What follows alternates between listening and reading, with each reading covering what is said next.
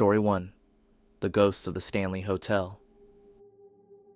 Nestled in Estes Park, Colorado, the Stanley Hotel is renowned not only for its majestic architecture and scenic views, but also for its connection to the supernatural.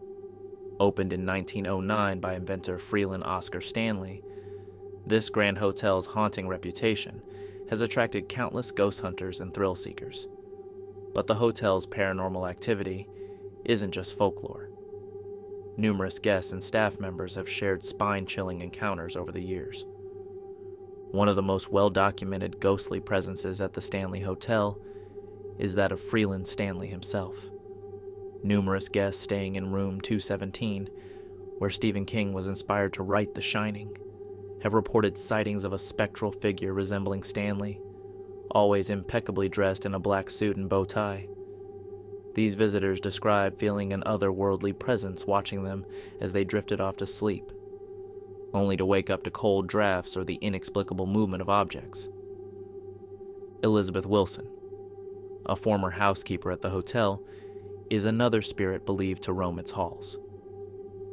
In 1911, Wilson survived a near-fatal explosion in room 217 caused by a gas leak. Though she lived out her days peacefully, her spirit is said to linger in the room. Guests frequently report items being moved or organized in her meticulous manner, as if the ghostly housekeeper is still on duty. Perhaps the most unsettling phenomenon occurs in the concert hall. Built by Stanley as a gift for his wife Flora, this venue is said to be haunted by multiple entities.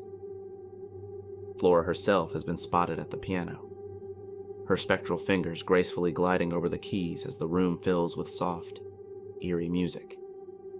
Meanwhile, visitors have encountered a mischievous spirit named Paul, who is known to enforce curfews by whispering, "Get out," or tugging at clothing if guests linger too late. One chilling account came from a family staying in room 401. The father, an avid skeptic, dismissed the hotel's ghost stories as marketing gimmicks. On their second night, he woke to the sound of heavy footsteps pacing the room.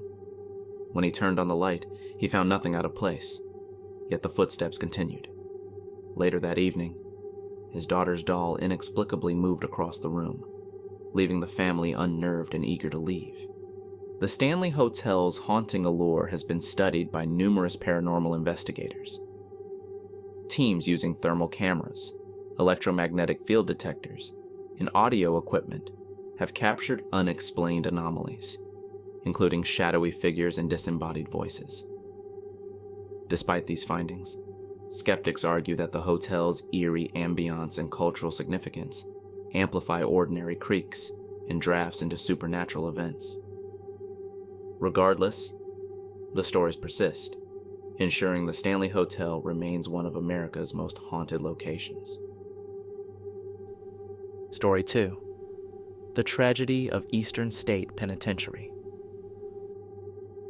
Located in Philadelphia, Pennsylvania, Eastern State Penitentiary was designed as a revolutionary prison that emphasized solitary confinement for rehabilitation. Built in 1829, its looming Gothic architecture and harsh conditions made it infamous. Over the years, this prison housed notorious criminals like Al Capone and Willie Sutton, but its legacy is most vividly remembered for the suffering of its inmates and the ghosts they left behind. Solitary confinement was the cornerstone of Eastern State's philosophy. Prisoners lived in small cells with minimal sunlight, eating and exercising alone. This isolation drove many inmates to insanity. By the early 20th century, overcrowding and the abandonment of solitary confinement further deteriorated conditions, leading to violent riots and increased despair. One of the most famous ghost stories from Eastern State revolves around Cell Block 12. Guards and visitors alike have reported hearing blood-curdling screams emanating from empty cells.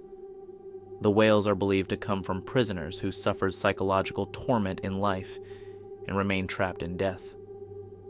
Paranormal investigators have captured EVP, electronic voice phenomenon, recordings of anguished voices, further validating these accounts. Cell Block 4, another hotspot for ghostly activity, is home to shadowy apparitions that dart between the cells. Visitors often feel an overwhelming sense of unease, as if unseen eyes are watching them. One tour guide recounted an incident where a visitor's flashlight inexplicably flickered, casting the shadow of a figure that wasn't there. The guide's group hurriedly left the area, their nerves shattered by the unexplainable encounter. The prison's hospital wing also holds its share of ghostly tales. This area, where inmates succumbed to illness or injury, exudes a chilling atmosphere. Visitors have reported hearing whispers and the clinking of medical instruments, as if the spirits of patients and doctors continue their macabre routines. During a paranormal investigation, a team member felt a sharp pain in his chest, only to discover scratch marks on his skin that appeared without explanation. Al Capone's cell offers another chilling anecdote. Unlike other inmates, Capone was allowed to furnish his cell with luxurious items, including rugs, a radio, and fine furniture. Despite these comforts, he reportedly experienced nightly torment. Guards claimed they heard him screaming and begging for forgiveness, haunted by the specter of James Clark, one of the victims of the St. Valentine's Day massacre. Capone's cell remains a focal point for paranormal enthusiasts who believe his guilt tied his spirit to the prison. Today, Eastern State Penitentiary operates as a historic site and museum, drawing visitors fascinated by its haunted history. Tours and Halloween events offer glimpses into its eerie past, and many attendees leave with tales of ghostly encounters. Whether the result of trauma imprinted on its walls or overactive imaginations, the stories of Eastern State continue to captivate and terrify. Story 3. The Bell Witch of Adams, Tennessee. The Bell Witch haunting is one of the most famous and enduring paranormal tales in American history. Taking place in the early 19th century, this story centers around the Bell family, who settled on a farm in Adams, Tennessee. Over the course of several years, they endured a relentless haunting by an entity known as the Bell Witch. The haunting began subtly in 1817, with John Bell noticing strange animal sightings on his property. The most notable was a bizarre creature resembling a dog with a rabbit's head. Soon after, the family experienced knocking sounds on their walls and doors. These disturbances escalated to disembodied voices, furniture being thrown, and physical attacks on family members. The entity's wrath seemed particularly focused on Betsy Bell, the youngest daughter. She was frequently slapped, pinched, and had her hair pulled by unseen hands. One night, her cries awakened the household as the entity yanked her from her bed, leaving her bruised and terrified.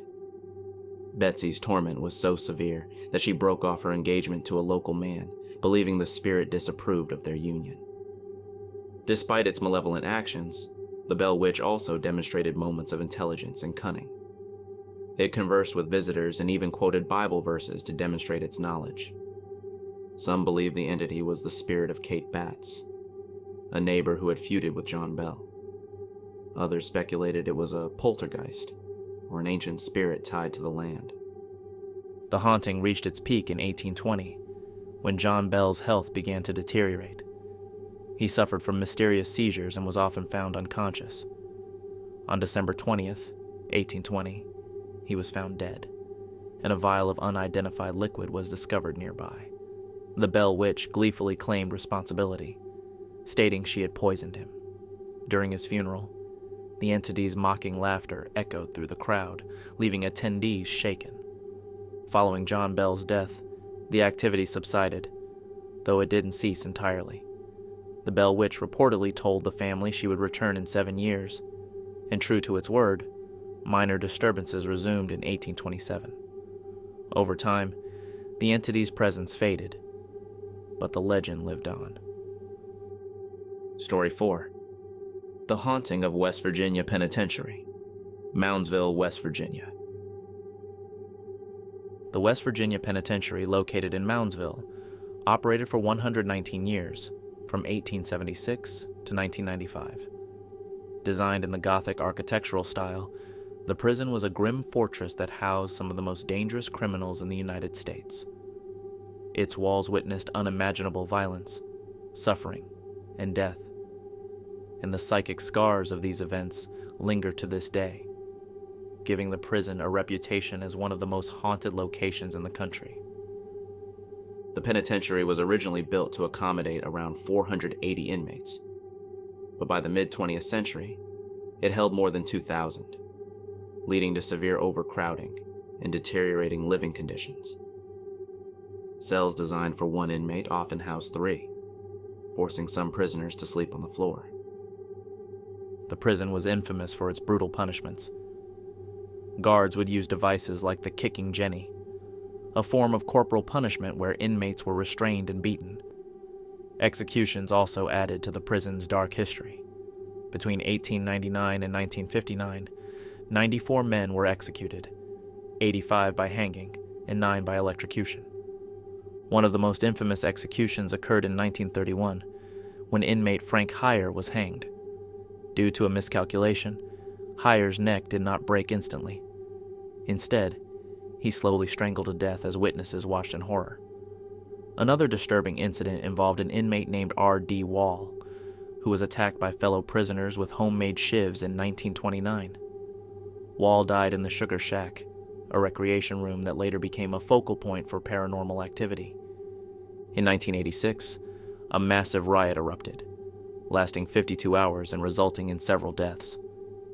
The riot highlighted the inhumane conditions and contributed to the prison's eventual closure in 1995. The prison's violent history has left an indelible mark, with countless reports of ghostly encounters and unexplained phenomena. Paranormal experts and visitors alike describe the penitentiary as one of the most active paranormal sites in the world. The Sugar Shack, a recreation room used by inmates, is notorious for its sinister energy. This space was a hotbed of illicit activities, including gambling, assaults, and murders. Visitors frequently report feeling an overwhelming sense of dread upon entering. Many claim to hear disembodied voices, whispers, and even faint laughter echoing through the darkened room. Shadowy figures have been seen darting across the walls, and investigators using thermal imaging cameras have captured unexplainable heat signatures. Some visitors report being touched, pushed, or scratched by unseen entities while in the Sugar Shack. Death Row housed the prison's most notorious criminals, many of whom met their end in the execution chamber.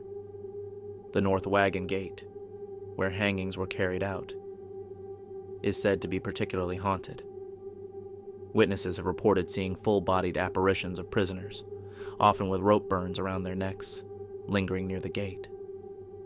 One chilling account involved a group of investigators who captured an EVP, electronic voice phenomenon, of a voice saying, "They're watching us."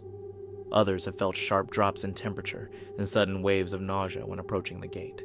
One of the most famous paranormal entities at the prison is the Shadow Man, a tall, human-shaped figure often seen in the hallways and cell blocks.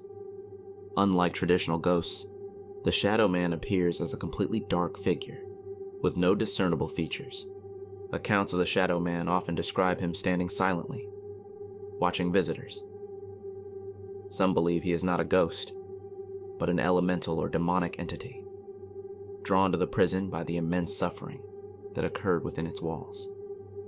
Those who encounter him report an intense feeling of fear and unease, as if the entity carries malevolent intent. Cell Block 5, where some of the most violent inmates were held, is another hotspot for paranormal activity. Visitors often hear the sounds of cell doors slamming shut, even though the doors have been welded open since the prison's closure. Phantom footsteps and the clanking of chains are common auditory phenomena. One particularly chilling story involves a tour guide who reported seeing a translucent figure pacing back and forth in one of the cells.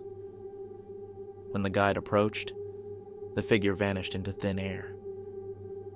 The prison has been the site of numerous paranormal investigations, featured on shows like Ghost Adventures and Paranormal Lockdown.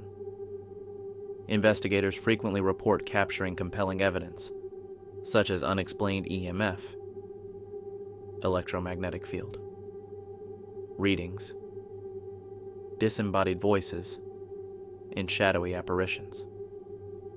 One investigation team conducted a spirit box session in the Sugar Shack and received clear responses, including a chilling voice saying, "You're not welcome here." Another team captured a video of a shadowy figure moving across the upper level of cell block 5, even though no one else was in the building at the time. Today, the West Virginia Penitentiary operates as a museum and offers ghost tours and overnight paranormal investigations. Visitors come from around the world to experience its eerie atmosphere and, perhaps, to encounter the spirits that still call the prison home. Whether you're a skeptic or a believer, one thing is certain. The West Virginia Penitentiary's grim history and chilling hauntings make it a place that lingers in the minds of all who visit. Story 5. The Haunted Old Charleston Jail. The Old Charleston Jail, located in Charleston, South Carolina, is one of the most haunted places in the United States. Built in 1802, the jail housed some of the city's most notorious criminals, including pirates, Civil War prisoners, and Lavinia Fisher, the first female serial killer in the United States. The building's long history of violence, death, and despair has left behind a chilling legacy of hauntings. The Old Charleston Jail served as a grim symbol of justice in a city known for its turbulent past. The prison was designed to hold around 130 inmates, but during its operation, it often exceeded capacity, with as many as 300 prisoners crammed into its cells. Conditions were brutal, dark, damp, and disease-ridden. Food was scarce, and abuse by guards was rampant. Many inmates succumbed to illness, starvation, or violence long before their sentences were carried out. During the Civil War, the jail was used to hold Union prisoners of war.